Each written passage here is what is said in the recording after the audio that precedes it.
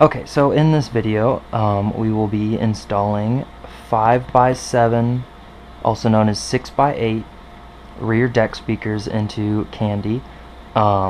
Essentially, I have a stock stereo, and because of the way Ford designed the stereo, replacing it is nearly impossible monetarily. So I went to Walmart, and because I have a stock stereo, I don't really need high RMS speakers. So there were Sony's, which were, I believe, C350 and 35, 40 watt RMS per speaker. These are 25 watt RMS per speaker, which is plenty. Even nice aftermarket stereos generally don't output more than 20 per channel without an amp. So the factory stereo will power these just fine, and I made sure they had a tweeter, a mid cone, and then the bass cone. So the reason why we replace speakers, even these cheap Scosche, which I actually have very, very good installer recommended Scosche if I was on a budget, the reason why we replace these, for those of you who don't know, but hopefully you do since you're watching this video, is that one speaker cone, like the factory speaker, cannot reproduce all the sounds correctly.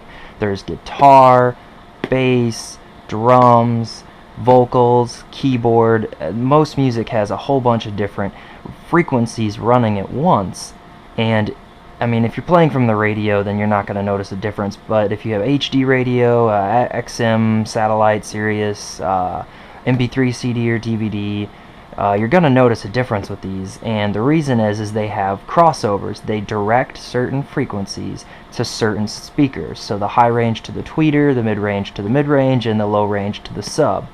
Now unfortunately these are 5x7. 6x9s are what you want for good bass, but the car just doesn't have the room. I mean, the deck is plenty big enough for 6x9s. I think Ford was just completely fucking lazy.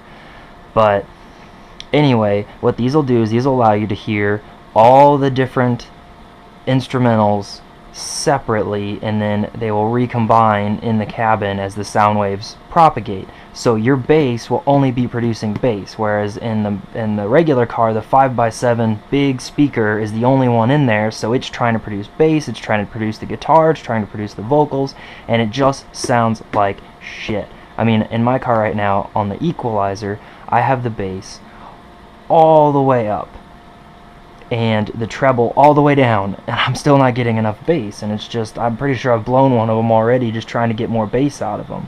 So we're gonna go through and we are going to replace the rear deck speakers. Now, I have not looked up instructions on how to do it. I have not looked up tutorials. I have not looked up any kind of diagrams or help. I'm going to be doing this from scratch, from my own knowledge of speaker installation. So those of you who aren't professionals, and I guess I probably shouldn't call myself a professional, but those of you who aren't in the automotive industry will be able to follow my deductive reasoning as I determine how to go about installing these, you know, because you have to figure out, first of all, how to take the car apart. You have to figure out which wires plus and minus, because they're usually not marked plus and minus, unfortunately. You have to figure out well, actually that's about it. How to take the car, well, to put the car back together. You have to figure out how to put the car back together, because it's not always the same as taking it apart, because the cars are made to go together easy in a certain very specific pattern on the assembly line, and that pattern is sometimes hard to duplicate, because it may be easy for the worker who does the same thing all day every day, but if you're only doing it once and you don't work in a Ford factory, then you're probably not gonna be able to figure it out. And then also whether or not these look really cheap, so I'm probably not going to be using these. I might just put the speakers back under the deck. I haven't really decided yet, because right now the deck carpet is covering the speakers, so the sound is muffled. Now, if I were to uncover it, cut a hole using a pattern, and then put these on, well, I mean, that just looks like shit. But On top of that, these would be much louder, and they would bounce off the windshield and just hit you in the back of the head, and the subs won't bounce like that. So you'll have even more tweeter, even though you have more subs. So let's continue kind of talking here. These must be an adapter for something. I don't fucking know. But it looks like an adapter. But basically what we're looking at here is we have, if I can see it in here, oh, it must be inside this little housing. There's a crossover in here somewhere, and same for, yeah, it must all be inside this piece here. But here you can see, now most factory speakers come with cardboard cones. Like literally you have treated cardboard making sound, so hollow, crappy. Now I'm not gonna tap on my new speakers, but now we have a nice rubber cone, polypropylene, right? PPE, polypropylene, IMPP injection polypropylene. Okay, so a different, not as good, but good enough. So a nice responsive bass, and again there's wear-in instructions we'll go over in a second, but yeah, so say this would be your vocals, your high vocals, piano, high piano, you know, guitar, electric guitar. This would be your bass guitar, maybe high range bass guitar, more vocals, and this is your drums, your low range bass guitar. I don't think vocals ever really get to these. I'm not sure. I doubt it. But these are where you get your thump from, and again they're only 5x7s, so hopefully I'll be able to afford getting a sub install at some point in time. But now, let me make sure everything looks good here. So now let's go out to the car real quick, and we are going, and it's nighttime. I have to wait till morning to do the install, but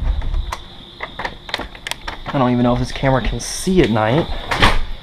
Oh, it can. Nice. I love this new Hero 3.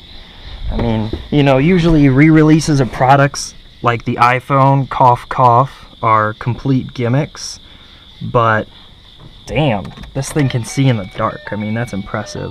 So I'm going to go through some safety stuff here, and by safety I mean speaker safety. So this is a music disc, obviously. So the first thing you want to do is you probably have your factory speakers calibrated in a way that gives you better bass or better treble. Pause. How do I pause?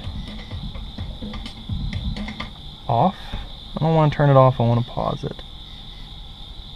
Crap. Okay, that works. Okay, so I don't know if you guys can really see this through the GoPro's eyes. I'm trying to get as close as I can. But anyway, so the first thing you want to do is go to your sound menu and reset everything to middle, bass to middle, treble, up range, your balance, and your fade all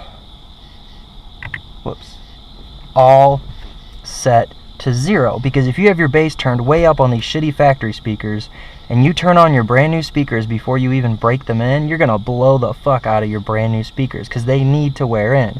So that's what we're gonna talk about next.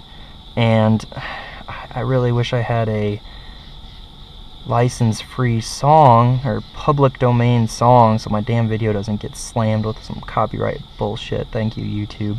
Okay, dubstep. This is usually public domain. So when you first get your speakers, you want to go on a little road trip and just set them to, let's call it conversation volume.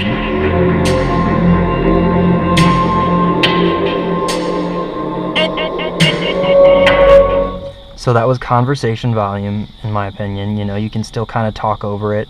And do that for a good 20-30 minutes. Let the speakers just slowly wear in the magnets, all the wiring, the rubber surrounds. Then for the next day or 2 or 3, go to let's call it highway volume. Better than 2020 in both eyes. The harmonics. You can run through a wall. If you can still run. So then after that, it's okay to go to your cruising volume, which in this case